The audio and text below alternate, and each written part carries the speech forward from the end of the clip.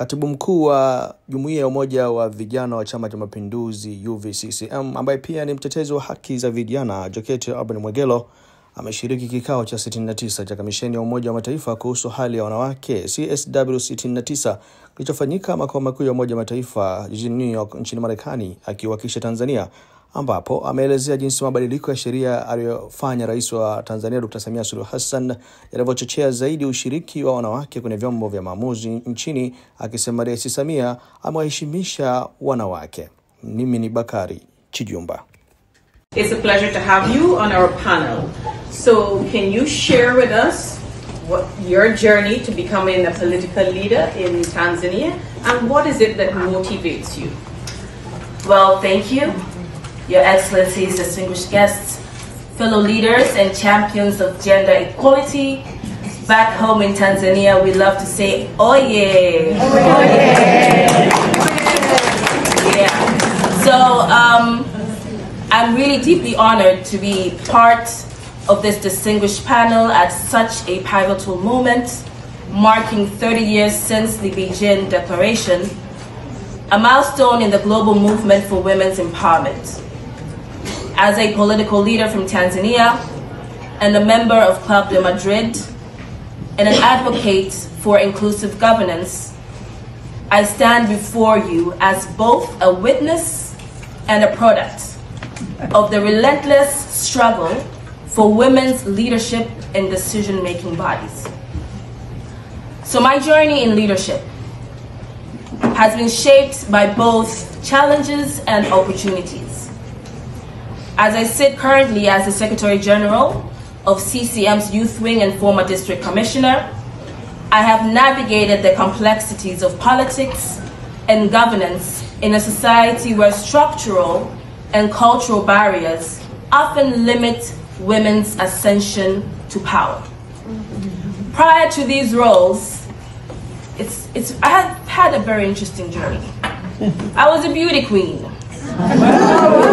Yeah. And an African media personality. Quite known because of my work. And when I got appointed first as a district commissioner, this is it's appointment in government, part of the executive. There was so much, I stirred such a commotion back home. It led me to delete all of my images on Instagram. And mind you, as it stands today, I have around 9 million followers. So, yeah, I was vilified and crucified on social media. It was bad. And if for the weak, perhaps they could have committed suicide. Because people took my old pictures. You know, when you're a beauty queen, you know, you have your images, you're young, you know. I mean, the women in here, you know. So people took that and forgot all the other achievements I had achieved as an intellectual, as an academician. They were all diminished. And what lay on social media were all these things that were very petty. But so I had to delete all my images on social media. And I was like, you know what? I'm going to start afresh. I'm going to not use my time to prove a point, but I'm going to do my job. Yes. I had no time to prove a point. I had to make sure the trust that was set on me, I delivered. Because we have a woman on the seat of the presidential capacity, at the presidential capacity. But she's done a lot, and personally, as a young woman leader, I am very proud of her. And this year we have elections. I must say it here, I'm going to champion for her, because we need to rally behind women who are courageous and show exceptional leadership qualities. And I'm going to do that personally, in my capacity as a leader, but as a woman in Tanzania. One of the biggest barriers women face is the perception that leadership is a space they must prove they deserve, rather than a right they hold inherently.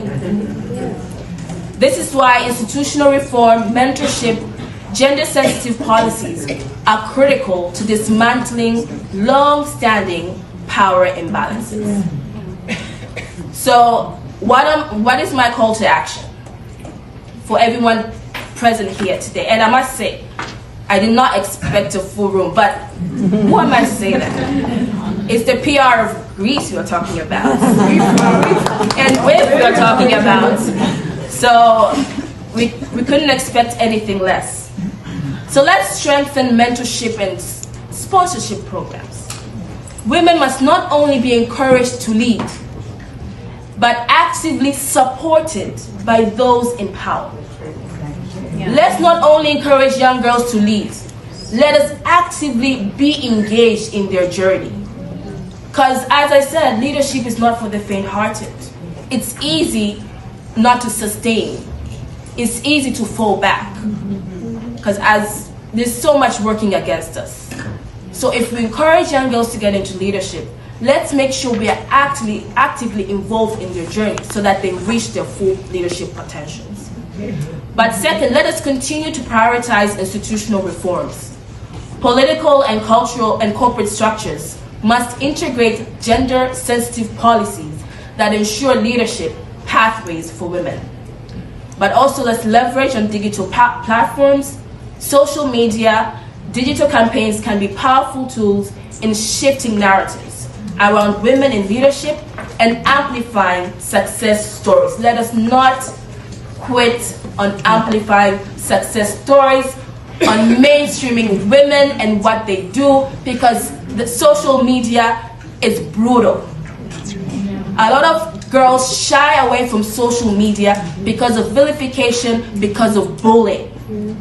So if we have institutions, governments, everyone involved, all the stakeholders involved, let's make sure we amplify as much as possible stories of girls who are doing great and amazing things in their respective areas. But last but not least, let's create sustainable funding mechanisms.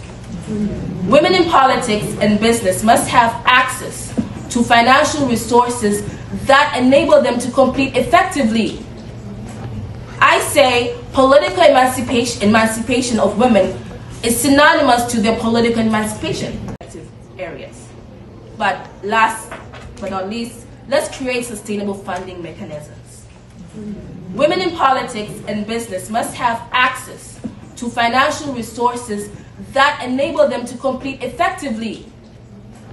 I say political emancipation of women is synonymous to their political emancipation.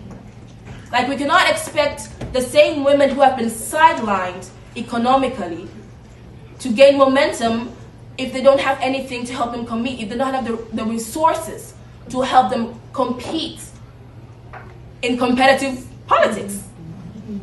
You know, you can't compete in competitive politics if you don't have the right resources, including the financial capabilities to have people rally behind you and have sound campaigns. So let us make sure we create funds. I know there are so many funds that are geared towards enabling women to be economically sound, but let's also see how we can have funds for women who are interested in leadership positions, especially those who are vying for competitive positions in politics. So ladies and gentlemen, this conversation is not just about breaking glass ceilings. It is about rebuilding institutions so that ceilings no longer exist.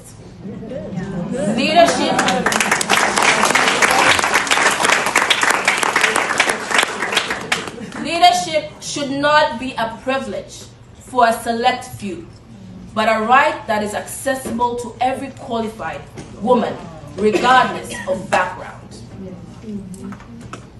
Personally, I'm committed to equipping young women, and I call everyone here with the education, resources, and networks they need to step into leadership with confidence. And I invite all stakeholders present today to collaborate, ensuring that the next generation of women leaders face fewer or no barriers than we did. So let me end by saying that together, let us not just mark 30 years since Beijing, but let us redefine the next 30. Thank you.